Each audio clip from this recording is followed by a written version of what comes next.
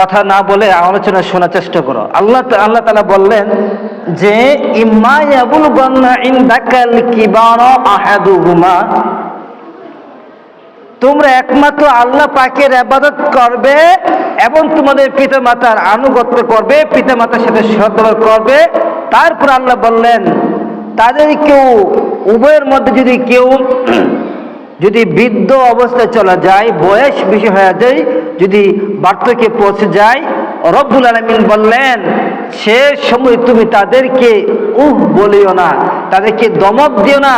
আল্লাহ বলেছেন যে উফি ওয়ালা তানহারহুমা, যখন তোমাদের পিতামাতা শেষ বয়সের দিকে চলে যায়, একেবারে বৃদ্ধ, হাঁটতে পারে না, বসতে পারে না, তোমরা তাদের সাথে এরকম ভাবে তোমরা তাদের সাথে দমক দিয়ে কথা বলবা না। আল্লাহ বলছে ওয়ালা তানহারহুমা, তাদের সাথে তোমরা খারাপ ব্যবহার করবে না। তারপর আল্লাহ কি বললেন?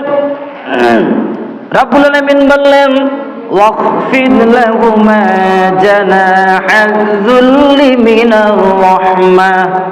রব্বুল আলামিন বললেন অলওয়েজ, সর্বসময়, সব টাইমে তুমি তোমার পিতামাতার সাথে সৎ ব্যবহার করবা, সবসময় ভালো ব্যবহার করবা।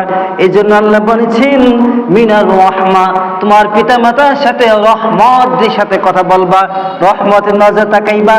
এই জন্য আল্লাহ রাব্বুল আলামিন বললেন ওয়ালা তানহারহুমা, আর পিতামাতার সাথে কখনো খারাপ ব্যবহার করবে না, ঠিক কিনা?